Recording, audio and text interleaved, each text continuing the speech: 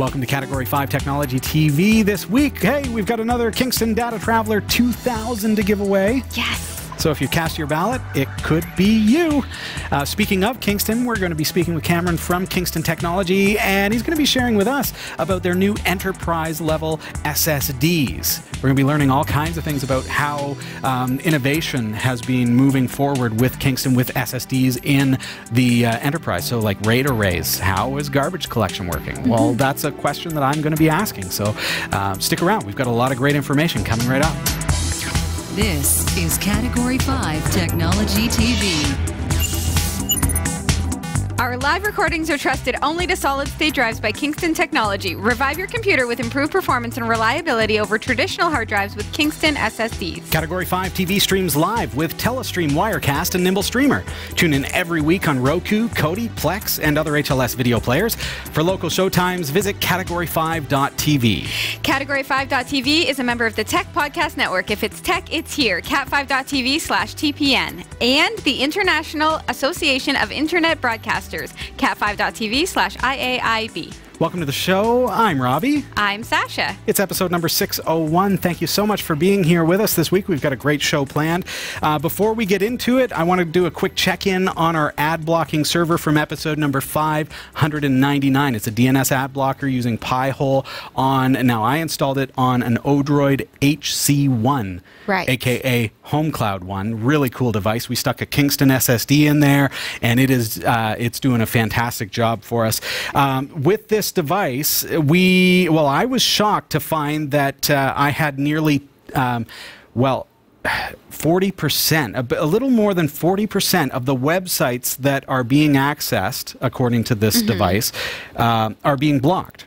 That's incredible. And last week, that was my reaction. Yeah. Like, what is going on? Like, what are we surfing for that has that many ads that 40% is being blocked? And as it turns out, Sasha, I found that my cryptocurrency mining tools were actually the culprit. Oh. So the cryptocurrency pools were part of the block list by default in Pi-hole. So my cryptocurrency hashes were actually being rejected by my DNS server, and so they're going into the abyss, and it's just wasted cryptocurrency hashes. Can you just take them out of the block list? Well, that's what I need to do next. So my next step is to see if I can figure out, well, I can from the logs, but see which cryptocurrency mining pools are being blocked, and add them to the allowed list, the white list. Right. And I want to see if that overrides the blacklist. Right. If it's as simple as that, I'll be a very happy camper. Otherwise, I've got to nitpick through these default lists, probably fork them on GitHub and figure out where it's being blocked and actually modify that. I'd like to figure out which ones I want to whitelist and actually override the lists. That's my intention.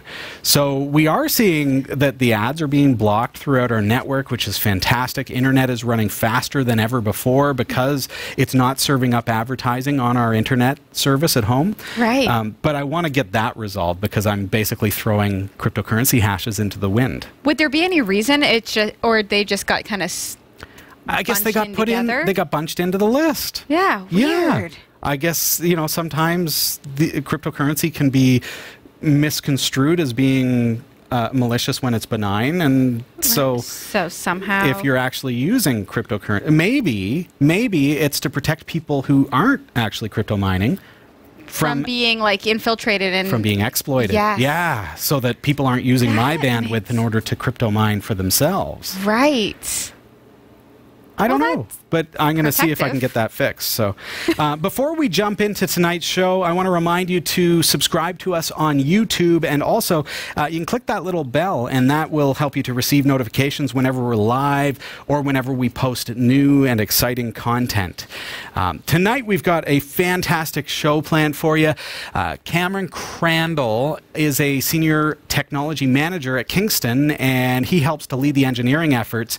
And the new and current products, and he also serves as the technical advisor for Kingston's sales, marketing, and public relations. Lately, he's been instrumental in overseeing the launch of Kingston's new lineup of enterprise-grade solid-state drives. Cameron, thank you so much for being here with us this week. Thank you. Happy to be here. Cameron, I've got some great questions for you. We want to go right into it. First of all, businesses demand fast performance from their storage, whether it's an in-house server hosting network shares, or perhaps it's an internet-facing web server. IT admins like myself, we've got a need for speed, my man, probably because realistically when things get slow, it's us who have to hear the complaints. So being a technology leader yourself, Kingston must receive a lot of requests for more speed or higher capacity from your customers. So my question is, from your perspective, what are customers looking for? And I guess how is that influencing Kingston's innovation as well? So yeah, great questions. So yeah, both capacity and performance are drivers in the industry today. Specifically in the data center, what we're being asked for is definitely higher capacities, but also performance consistency from the SSD in the data center. There's very much now a distinction in performance between what a client SSD delivers and an enterprise SSD delivers. And over the last, I'd say 3 to 4 years, this concept of performance consistency and what they call QoS, or quality of service, has really become key to the buying decisions by IT administrators and storage architects. So they're not necessarily looking for peak levels of performance they might find on a data sheet, but give me that performance consistently over my workload. Yeah. Now, when I hear QoS, quality of service, I think about my internet connectivity. Yep. You know, we're doing this interview over Skype, so we're using QoS technology in order to delegate packets so that our feed is really good during the interview. So how does QoS play into solid state storage? So it's funny you mentioned that. The term QoS actually came from Ethernet and networking bandwidth. It was the guaranteed quality of service or performance you would get from your internet provider. So that term has been adopted by the SSD industry, but it relates to the consistent delivery of I/O performance from the SSD and latency performance. So what a data center customer wants in their storage device today for server workloads is consistent levels of I/O delivery from the SSD, as well as consistent latency. We can't have big latency spikes in our application, and we can't have I/O cliffs occur that show up in the end application somewhere, because that's a poor experience on a website. That is a e-commerce site that is slow, where you potentially have a buyer that moves away from the site and goes and purchases somewhere else. So sure.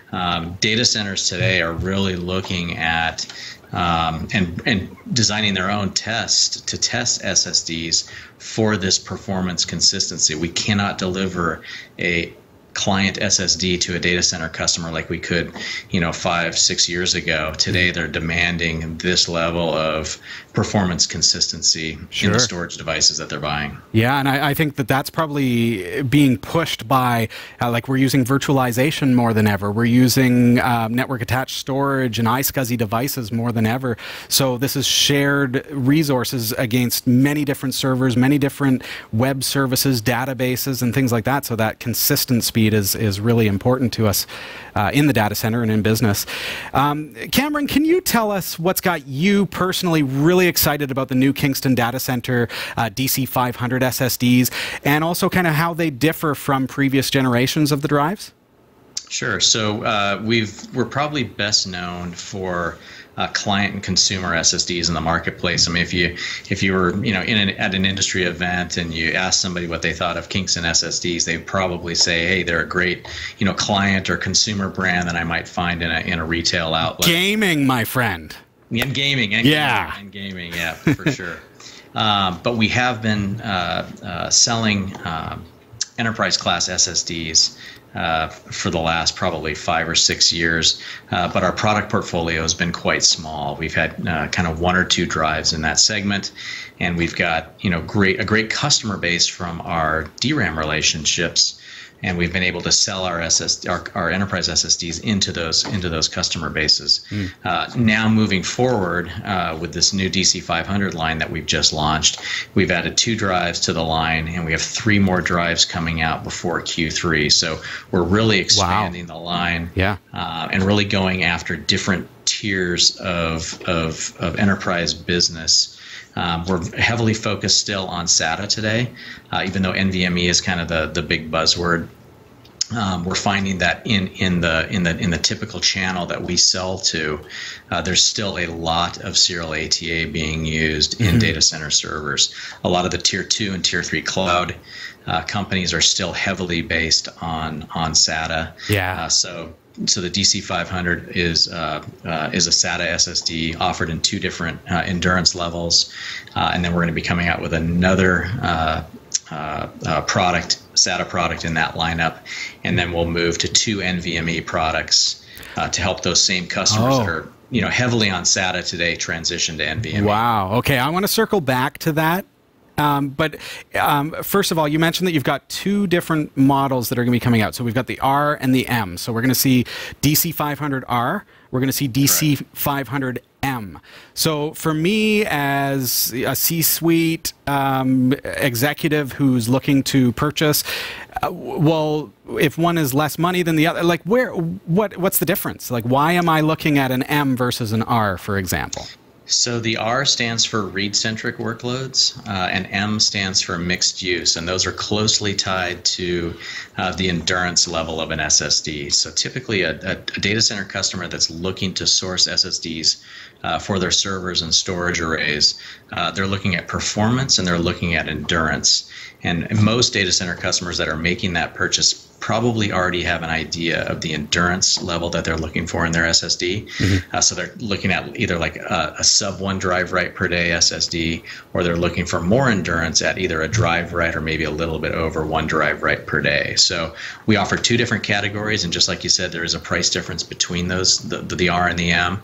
R being more read centric. So if you had an application that was more 90 to 95% read, right?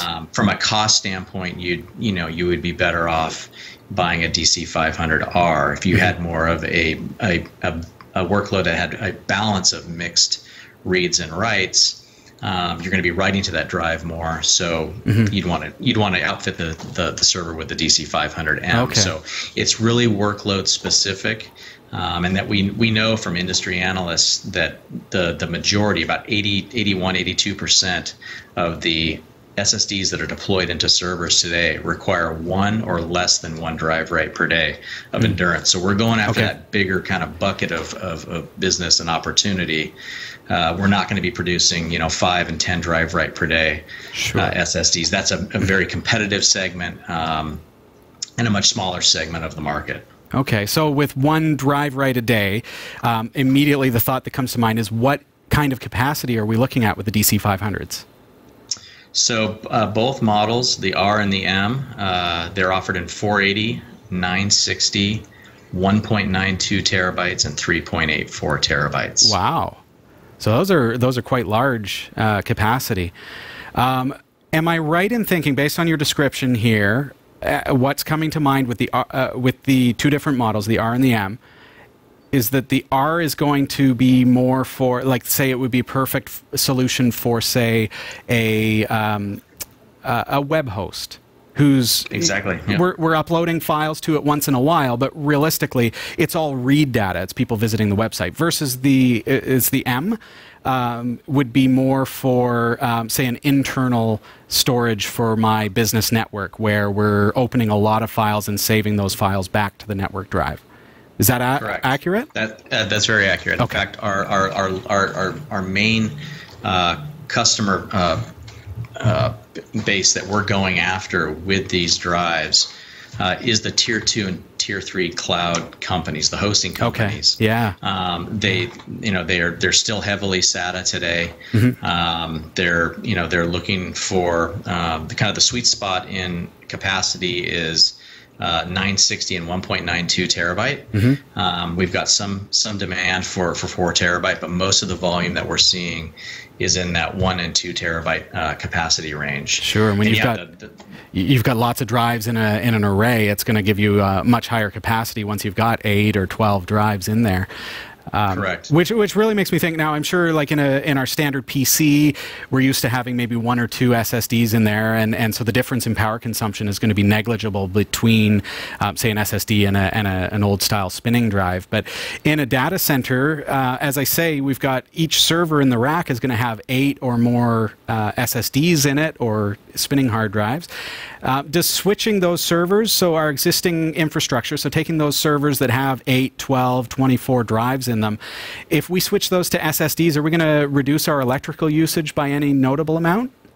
Yeah, absolutely. So we were doing these tests several years ago when SSDs first came out, and we started putting SSDs into servers, and it was kind of a twofold effect. You were getting the benefit of lower power consumption, but the performance you were getting out of the SSD array was many times over, almost 200%. Wow. What you were getting from the hard drive arrays. A typical 10 or 15K RPM hard drive consumes quite a bit of power, right? Sure. So and like you said, scaled up in arrays of 8, 16, and 24, you can reduce your power footprint by quite a bit by just going to SSDs.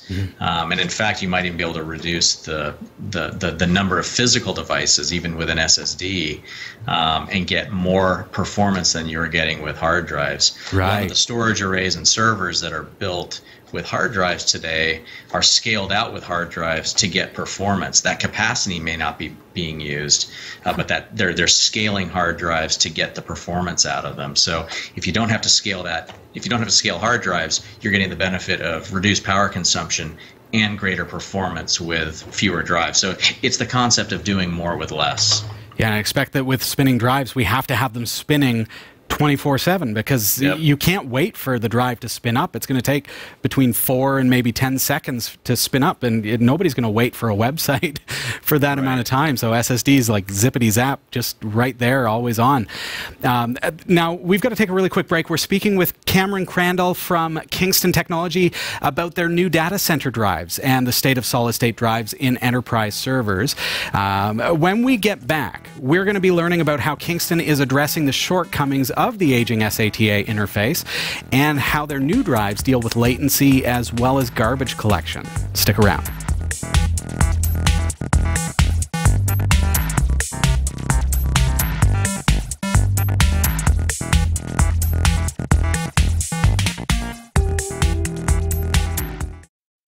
For a limited time, get your hands on limited edition shirts from the Category 5 TV network. These high-quality shirts are manufactured by Teespring, a fundraising website, and your purchase will help support the shows we produce. Get yours today and send us your pictures to be featured on the corresponding show. Visit cat5.tv/shirts to support us and get your official network shirt today. cat5.tv/shirts.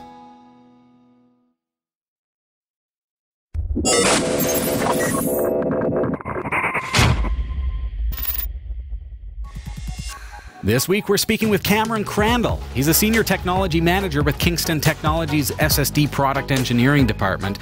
And not only does he help to lead the engineering efforts for new and current product offerings, but he also serves as a technical advisor. Lately, he's also been working on bringing you their brand new enterprise SSDs. Before the break, we learned about the new data center DC500 drives. But if I'm going to invest in new storage drives for my company, I need to know how future-ready my investment is and how the upgrade will impact performance for my business in the years to come. We need to have fault tolerance. That goes without saying. So if a drive fails, we can seamlessly replace it and then have the array rebuild the data.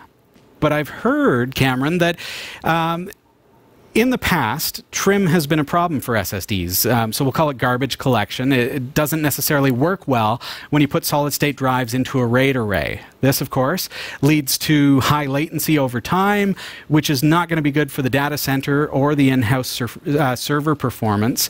But yet the advancement of technology is still driving us to replace the old spinning drives in our server with solid-state drives.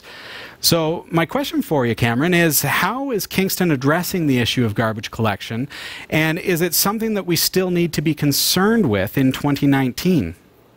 Yeah, absolutely. So garbage collection is a necessity on any SSD. So you have two processes. You've got garbage collection, which is initiated by the onboard SSD controller on the SSD itself, and then trim is actually initiated by the file system, because the file system knows where the invalid data blocks are, so it can send a command to the SSD to do that house cleaning. So the two work kind of side by side. Just know that trim is file system initiated, which has to be passed through a driver and onto the SSD. And then garbage collection is an internal routine that's done on the SSD to keep the drive clean and the blocks clean, ready for new writes to come in. But both processes are trying to accomplish the same thing, which is basically keep the drive in a clean state so that when new writes come into the drive, it can process those writes quickly and you don't have latency and I/O cliffs. And a lot of that firmware tuning that I talked about earlier on with tuning for QoS goes into how we handle a trim command that comes in from the host and how we initiate garbage collection to maintain steady state performance over the drive. So there's firmware techniques that are used. There are over provisioning techniques that are done on the SSD, where we set larger portions of the flash aside to do these background operations efficiently. So there again, I can't stress enough today in today's SSD world how different a client SSD is from a server SSD, and tuning for QoS as being really the key priority. At Kingston for data center SSDs, we put a lot of time into making sure that we're delivering performance consistently. Going to your question about trim and being able to pass a trim command through a RAID controller, right? A lot of that has been solved. A lot of the RAID controllers and the file systems now are compatible, and that trim command can come through to the SSD that sits behind a RAID controller. In the early days, that was not possible, but a lot of that has been solved today. Fantastic. Now, is that like a Linux kernel thing? Is that something that we have to, like, is this hardware related as far as the backplane goes, or is this, where does that come from? It is in the kernel. Okay. So software updates. Software. Yep. Perfect. Yep. That's perfect. And I want to circle back now. Before the break, we were talking a little bit about SATA and how serial ATA is still being used in the data center and in business. And as I think about I/O performance and the overall speed of our servers, we're kind of approaching this point, or maybe we're already there, Cameron, where storage technology is actually finding a bottleneck introduced by the controller itself. Now, your new drives, the DC500s, they're extremely fast, but they're still limited to the SATA speeds, since the typical server backplane is still using that bus interface. So for those of us whose need for speed is borderline on obsession, what is on the horizon as far as something faster goes? You talked about NVMe, and I think NVMe in the server, what could be on the horizon for us here, Cameron? Yeah, so a great question. So we've been building SSDs with hard drive interfaces for the last 12 years, and there are many debates in our industry about this subject, and obviously NVMe was developed to address this problem. The issue is that the number of SATA and SAS sockets that exist in the world today are literally in the billions. So it makes sense for SSD companies like Kingston to develop SSDs with interfaces that have literally billions of opportunities for socket placement. But definitely, so NVMe was developed as a better interface for flash-based SSDs. The tier 1 data centers that are out there, and these are all the household names that we all know of here, they moved to NVMe, pretty quick. Actually, a couple of years ago. Okay. So they're heavy NVMe today. In the channel, though, there's still we're still seeing SATA used heavily, primarily because SATA, even though the SATA interface is a performance bottleneck, it still delivers very, very good performance. Sure. And I would say what we've done with SATA over the last several years is we keep improving the SSD technology, and really, like I was talking about around QoS and even peak levels of bandwidth performance, we've been able to really refine the performance capability of SATA SSDs. So they've been able to go out on this long runway and still be very viable solutions at a lower price point than NVMe today. NVMe still carries a price premium over SATA. They are coming together, but until NVMe and SATA are at price parity, I think you're still going to see customers that don't have that huge performance requirement. They're going to stick to serial ATA until they're at price parity, or the system manufacturer forces them to go to NVMe. Sure, yeah. That's awesome. I mean, I can't wait to see what's next.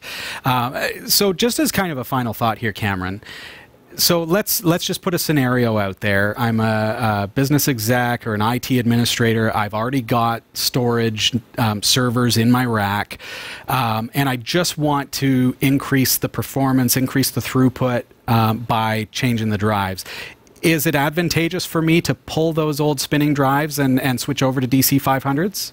Oh, absolutely. I mean, there's an immediate, just like we saw on the client side, it is, we all saw kind of a night and day difference on our personal computers. Like our desktop computers, laptops, switching to SSDs, it's like night and day. Absolutely. It is. So if you were to, put 4, 8, 16, 24 DC500s behind your existing RAID controller that you're using with spinning disk, you're going to see giant benefits in everything. I/O performance, IOPS go shooting way up. Bandwidth performance is going to shoot way up. Your latencies are going to go way down. So absolutely, that upgrade model still very much is a benefit today. Very good. Cameron Crandall is joining us from Kingston Technology. Cameron, thank you so much for joining us today, and congratulations on the release of the DC500 as well. We're very, very excited about this new drive. You're welcome. Thank you very much. All the best. We've got to head over to the newsroom. Sasha. Thanks, Robbie. Here are the stories we're covering this week in the Category 5.tv newsroom. A task force led by Spanish cops has dealt TV piracy a heavy blow after shuttering a network of illegal sports streaming sites operating across Spain, the UK, Denmark, Latvia, the Netherlands, and Cyprus. Stadia, a brand new game streaming service from Google, has been revealed, and it's powered by open source technology. Apple has unveiled its new TV streaming platform, Apple TV Plus, at a star-studded event in California, and a self-driving shuttle service is to be deployed in New York City by the middle of the year. These stories are coming right up. Don't go anywhere. This is the Category 5.tv newsroom, covering the week's top tech stories with a slight Linux bias. Jeff Weston. Yeah, man. You're building a brand new, beautiful website. What? Aren't you? No. Am I? Oh, you're a terrible actor. What? This is where acting comes into play. Oh, I didn't know we were acting. You're supposed to act. Okay, fair enough. All right. I'm building a really cool website. Are you building a really cool website? Just because Jeff is confused doesn't mean you have to be. Visit cat5.tv/DreamHost to sign up for unlimited web hosting for your website with unlimited email accounts, MySQL databases, the latest version of PHP, WordPress, and more, and even a free domain name registration. It's less than $6 per month, so sign up today. cat5.tv/DreamHost. I'm Sasha Rickman, and here are the top stories we're following this week. A task force led by Spanish cops has dealt TV piracy a heavy blow after shuttering a network of illegal sports streaming sites operating across Spain, the UK, Denmark, Latvia, the Netherlands, and Cyprus. Police arrested 5 suspects and identified 11 ramshackle data centers that were used to provide access to more than 800 channels in the largest operation of its kind in Europe. Illegal streaming is big business. A quick online search will find hundreds of websites that promised access to big sports events for cheaper than sports packages from authorized sources. Policia Nacional said that the investigation into this particular piracy ring started late 2015 after England's Premier League made a formal complaint against a streaming website based in Malaga. The cops soon found out that the criminals were running a highly organized setup, offering services on subscription with packages priced between £40 and £460 per month. Euros. Oh, euros. Sorry, I just had to interject.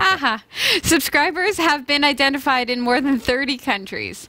Spanish police said in the statement that the strategy used by the suspects was to use a multitude of servers and then change them periodically, gradually creating new web pages to form a framework that, in principle, had no relationship. In this way, they tried not to be detected by the national police and continue profiting from the crime. It is estimated that the criminal empire earned at least 8 million euros during the arrests. The police confiscated no fewer than 12 high-end vehicles. Well, so they were making a ton of money. Oh, yeah. Holy. I mean, if I'm making 8 million euros, I'm going Lambo. I guess so. Yeah. No, they're not flying under the radar. That's yeah. How does something like this start? I mean, there's two sides to this, because there's this side where these types of streaming services give people a connection to home.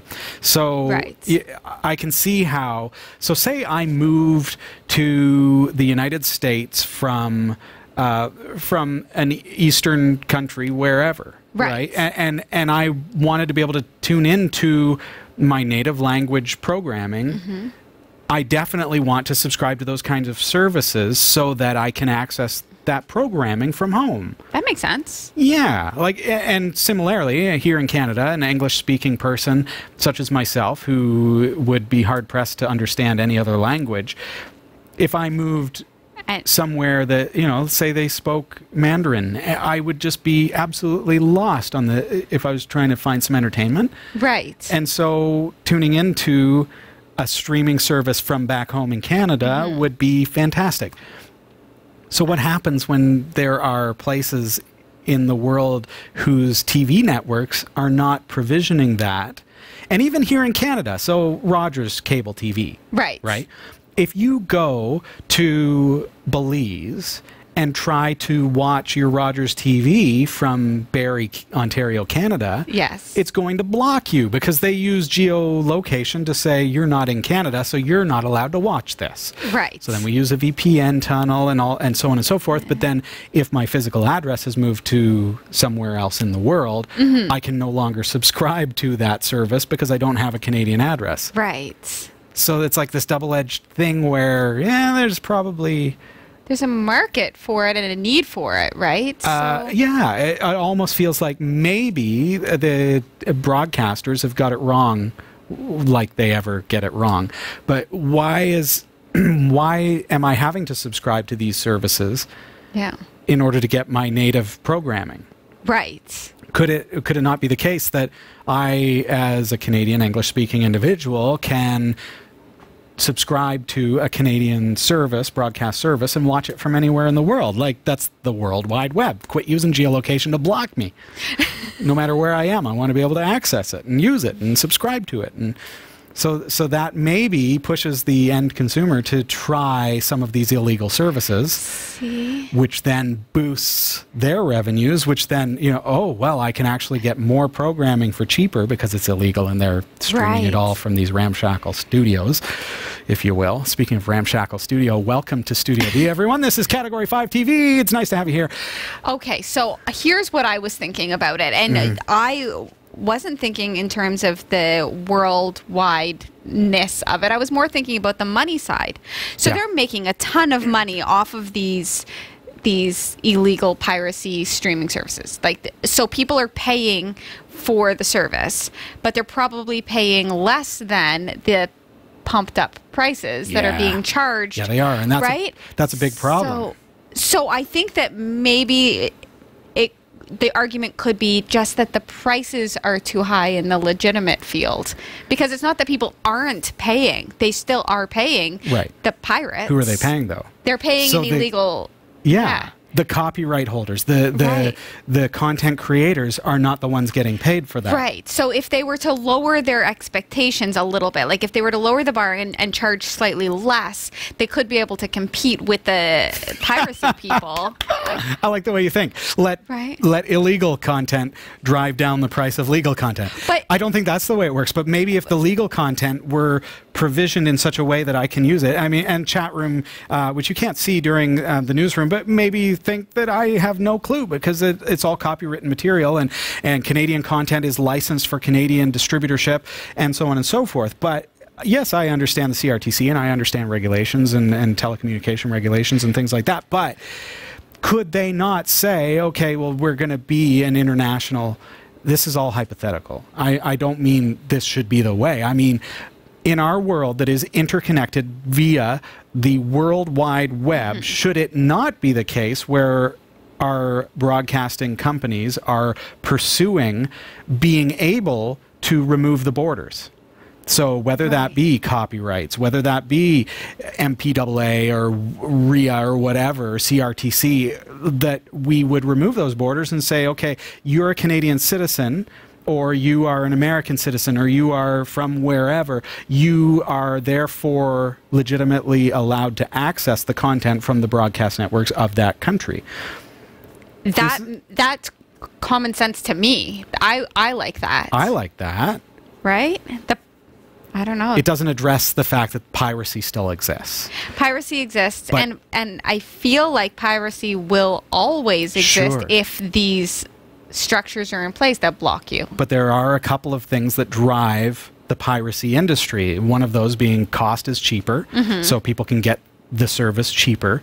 But the average consumer, the other cause of piracy being supported is because I can't legitimately get the content that I desire. Right. I buy DVDs from Amazon.co.uk and BBC.co.uk because I cannot buy my BBC shows and the Sky One shows from Canadian distributors. So when I receive those DVDs, they are region encoded to where? Canada? No, they're region encoded to Europe. So if I put them in a Canadian player, it doesn't play. So I have to crack those discs. It's ridiculous. It kind of is. I don't get it. Like, I just don't. We just should, for those who legitimately pursue the content, there should be no borders. Right. As simple as that. We live in a worldwide, web-connected world. I'd vote for you, Robbie. Absolutely has nothing to do with the fact that they just shut down a piracy ring, but you got me going. Stadia, a brand new game streaming service from Google, has been revealed, and it's powered by open source technology. Long rumored, but only formally announced at Games Developer Conference last week, the cloud gaming service promises to let gamers game from pretty much anywhere they want. See? Yeah. There's no Stadia console, no box you buy and hook up to your TV. Instead, games run from a data center and are streamed to you via the internet. content. Games can be streamed at up to 4K and 60 frames per second, depending on your connection, of course. The dream of playing AAA games on Stadia on your crummy downstairs TV, your mid-range Android, or a laptop running Linux and Google Chrome is now real. Google designed a custom controller to accompany the service. The pad has built-in Wi-Fi and microphone, plus dedicated buttons for streaming games to YouTube and opening Google Assistant. In all, it's kind of like a more varied and more fancy and more accessible version of PlayStation Now, which is itself based on the short-lived OnLive service. Google has yet to reveal details on pricing and availability, but has said Stadia will launch this year in the US, Canada, UK, and most of Europe. I love the idea of streaming gaming service, and we're finally probably there. I've seen some startups try this service, like these types of services, and fail because the technology just wasn't there. Now, Google, of all companies, being able to provision gigabit Ethernet to homes and everything else, like the infrastructure that they have. It's wonderful. You know that I'm like a lover of like pretty much every way you could play a game. This will be something that I have. Odroid Go for me, buddy. Yeah, Odroid Go I have for one me. of those too. Yes. Yeah, I just love them all. I want to collect all the different ways to play a game. So thank you. But this does away, so traditionally, now we've had this talk, sorry, backing up, so not traditionally. We had this talk a few weeks back about how platform, maybe it was a while ago, but how I can't play a Nintendo Switch game cross-platform on an Xbox One and so it becomes this like, okay, you can't, my kids can't play with their friends if they don't have the same gaming system. Exactly. This does away with that, and I love that. Again, I'm all about removing those borders and removing the restrictions when I legitimately own content. I feel like there shouldn't be restrictions on that content. So this takes those games, takes it away from you needing to have a super powerful gaming rig or a super powerful gaming console system, and instead puts it in the data center, puts it on Kingston DC500 SSDs. Of course. Yeah, and fires it up, and it's playable through a streaming media connection. I don't know if there's going to be high latency. I imagine Google, of all companies, would have thought of that. There's going to be, you know, it's something that they're definitely going to work out. But you're actually playing it on their servers, and their servers are streaming the video in 60 frames per second back to your screen. So I can take it from my laptop in Chrome to my TV, to my phone, to my whatever device. Exactly. And there's no restriction on the platform. It doesn't make a difference. I feel like when we talk, Google listens. Like I just feel like they have. They do. hit the Okay, nail Google. on the head. They've hit the nail on the head. Cancel. Sorry. Completely. I had to say it. Yeah, I know. Yeah. But like it's exactly what we need. Remember that microphone in the controller? Yeah. Yeah, they're listening. They're listening. It's for gaming. It's so you can talk to the children in Fortnite. Yeah. That's what that microphone is there for. We're not getting all shady on it. I really just love this idea completely, and we'll be getting one of these. Now, so I'll let you know how it goes. So we've talked about cloud-based services, and now cloud-based gaming. That's what this introduces, and it doesn't matter if your friends are on whatever platform. Whatever device. I can be playing it on my laptop. My daughter can be playing it on her phone. My son can be playing it on the TV downstairs. And you could be in the same battle. We can be playing together. Yeah. I love that. That's where the internet thing can take us. Right. See? And they're finally starting to catch on to this, Sasha. They're finally catching on. Thank you for listening, Google. Apple has unveiled its new TV streaming platform, Apple TV Plus, at a star-studded event in California. Jennifer Aniston, Steven Spielberg, and Oprah Winfrey were among those who took to the stage at Apple's headquarters to reveal their involvement in TV projects commissioned by the tech giant. The platform will include shows from existing services like Hulu and HBO. Apple also announced that it would be launching a credit card, gaming portal, and enhanced news app. The event was held in California, and Apple chief executive Tim Cook was clear from the start that the announcement would be about new services, not new devices. It is a change of direction for the 42-year-old company. There's been a lot of anticipation about Apple's predicted foray into the TV streaming market, dominated by the likes of Amazon and Netflix. The Apple TV Plus app was unveiled by Steven Spielberg and will launch in the autumn. Spielberg will himself be creating some of the material for the new platform, he said. Other stars who took to the stage included Reese Witherspoon, Stephen Carell, Jason Momoa, Alfred Woodard, comedian Kamal Nanjiani, and Big Bird from Sesame Street. Oh, well, if Big Bird was there. Big Bird was there, so it's golden. The app will be made available on rival devices for the first time, coming to Samsung, LG, Sony, Vizio Smart TVs, as well as Amazon's Fire Stick and Roku. The subscription fee was not announced, and notably absent from the launch lineup was Netflix, which had already ruled itself out of being part of the bundle. As far as the Apple Card credit card goes, it will launch in the US this summer. There will be both an iPhone and physical version of the card with a cashback incentive on every purchase. The credit card will have no late fees, annual fees, or international fees, says Apple Pay VP Jennifer Bailey. It has been created with the help of Goldman Sachs and MasterCard. So, Apple yes, has this tendency. We think of them as innovators, but they have this tendency, and if you look at their history, this is true, you'll find, to follow. But when they follow, they clobber the competition. So when the iPhone came out, Nokia was the leader. And where are they now? Right. So Netflix is not a part of this. Well, obviously, because guess what? Netflix is getting ready. Because they know. Apple follows, they perfect, and somehow they manage to get the followership. It. Yeah. But now with this being available on other devices, so I can put this on my Android device too? Yeah. We're not limited to an Apple TV piece of equipment or an Apple iPhone piece of equipment. Right. So now all of a sudden it's accessible. Smart. Yeah. This is really smart. And I've not been an Apple person myself. No. But this is smart.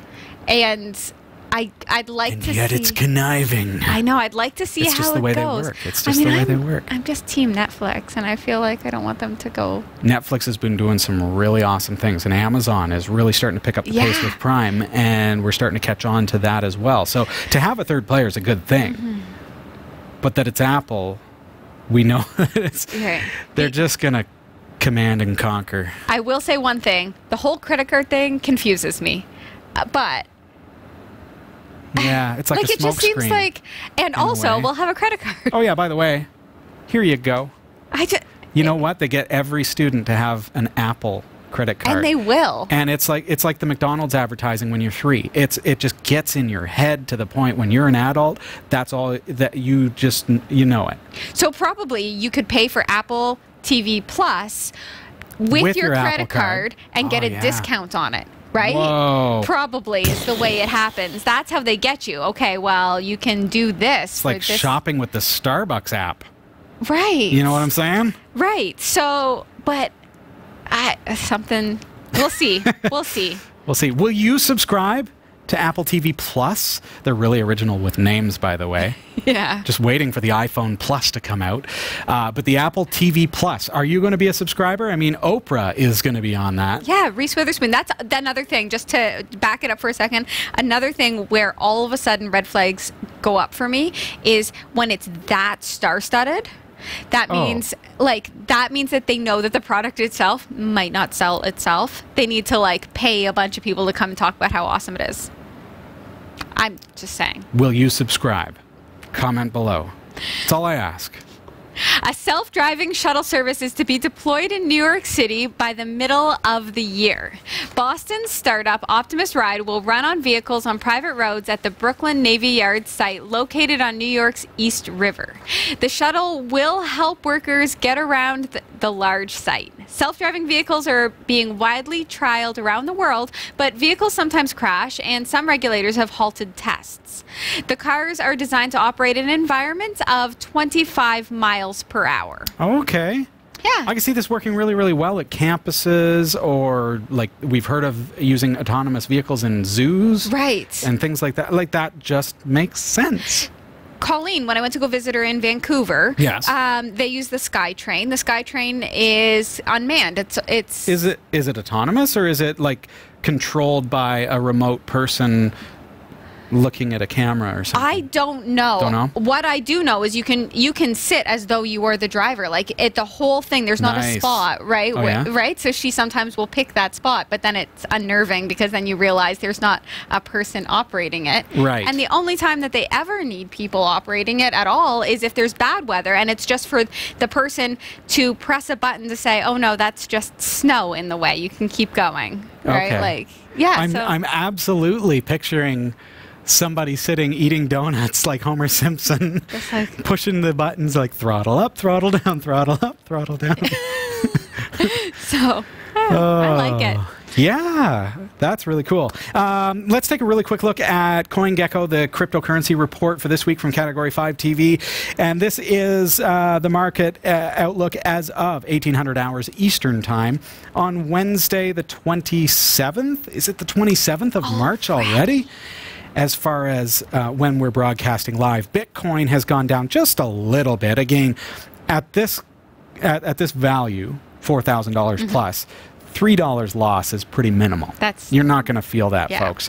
Litecoin, however, has gone up a little bit at $61, which at that size, being $1.05 plus, is quite a gain.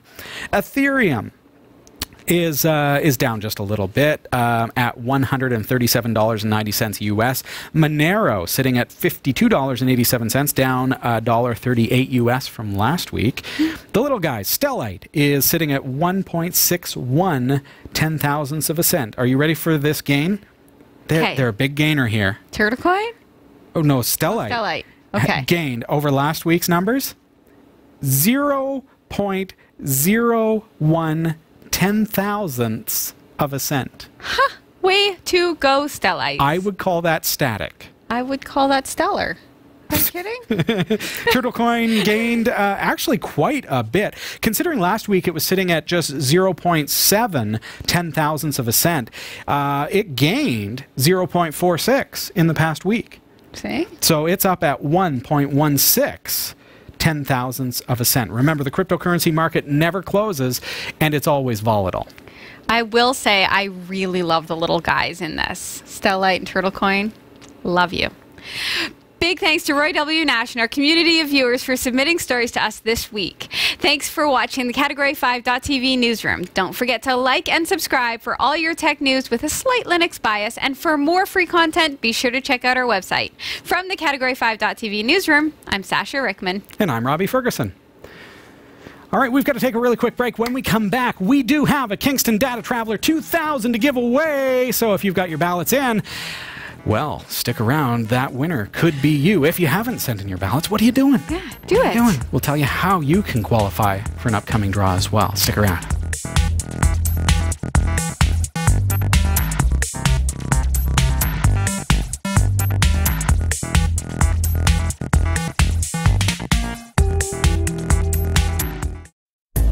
Whether you shop on ThinkGeek, GearBest, B&H Photo Video, eBay, or Amazon, or even if you want a free trial of Audible, you'll find the best deals and support the shows we produce by simply visiting the shopping sites you already frequent by using the links on our website.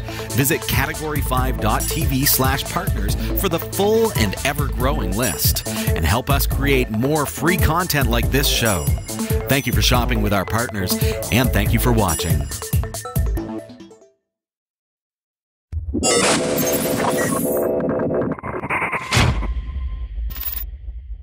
Welcome back. This is Category 5 Technology TV, episode number 601. Nice to have you here this week. If you've been casting your ballot to win a Kingston Data Traveler 2000. Now, these things are awesome. This is an encrypted flash drive, 64 gigs of storage, and it uses hardware encryption. So you just have to punch in your passcode here, and it will decrypt the drive, and then you plug it into your computer or your TV or whatever device, because there's no software needed. Right. It's all built in. The decryption, the ability to decrypt the data, is built in to the device on a hardware level. And you know that it's safe because it also will erase your data if you put your password in wrong like 10 times. Or presumably if someone steals it from you and punches in a wrong password. That's what I actually mean. Yeah. Yes. So it's super cool. You got to remember your own password. But for the person who finds it, if you drop this and it's got confidential data on it, and they start pushing buttons, it will wipe the keys which allow it to decrypt. So then the data can't be recovered. Exactly. It's an awesome little device. This is like, whether for business or personal use, whatever, just keep it in your pocket. It is fantastic. We've got one of these to give away right now. But before I do, if you haven't cast your ballot yet, all you have to do is just email us. Right. Do you remember the address? It's contest@category5.tv. Yes. Yeah. She's got it. Contest@category5.tv. Just tell us your name, where you're from, where you're watching from, how you're watching. We'd love to hear from you. And with that ballot, we're going to cast you into the next draw. But for those of you who have cast your ballots so far, we've got you tonight. So here we go. Let's see. If you see your name, you're in the running. Oh, yeah. Good luck. All right, Ron. Neil, hey, Peter, and Richard, Carly. We got Bob. You can say them too. Stan. Yeah. Scott. Hey, Scott. Like the next few. Chad. And Joel. And Simon. Look at these CGI graphics. Thomas. David. The Tunnel. William. Lots of ballots this week, folks. Michael. And Dennis Kelly. Alan. And our winner this week of a Data Traveler 2000 is Dean Myers. Dean, congratulations. Yeah. You are the proud new owner of a Kingston Data Traveler 2000. Thanks for watching Category 5 Technology TV. Thanks for casting your ballot, and congratulations on winning. All you have to do, Dean, is send us a quick email just to let us know where we should ship this to, and we will send that off in the mail this week. All right. That is pretty much all the time that we have this week. I just really quickly want to say thank you to those who have been supporting Category 5 TV.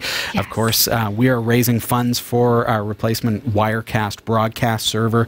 It's on the way out, and I'm really starting to feel it after hours. Mm-hmm. After the show this week, I have to sit down and do all the editing. Right. It's been brutal because we've got like a burnt motherboard, whatever else is going on, it needs to be replaced. And so we need to be able to buy the components to do so. And so your contributions thus far have really been helping to be able to start bringing in the components. I've got a power supply. I've got a CPU cooler. We've got inline a motherboard, some storage. We've got all the components are coming in. We've also got to buy the processor, which is pretty expensive, and like there's all kinds. We're building it ourselves, so it's going to be a lot of fun. We're going to do it right here. Yes. But so for those of you who have contributed to that, I appreciate it. For those of you who are interested in doing so, just head on over to donate.category5.tv. We appreciate that. Mm-hmm. Also, our patrons. You can become a patron at patreon.com/category5. And that's it. That's all the time that we have this week. So just a reminder, we're on Twitter at Category5TV. I'm personally on Twitter at Robbie Ferguson. If you want to follow me, I follow back. Also, we're on YouTube as Category5TV. And if you prefer to watch little edited down segments of the show, you can find Linux Tech Show at linuxtechshow.com. You can watch us on Plex, Kodi. You can get those channels via our GitHub page, github.com/cat5tv. And of course, our main website is category5.tv. That brings everything together into one happy place so that you can find everything in one spot, category5.tv. Until next week, take care. Bye, everybody.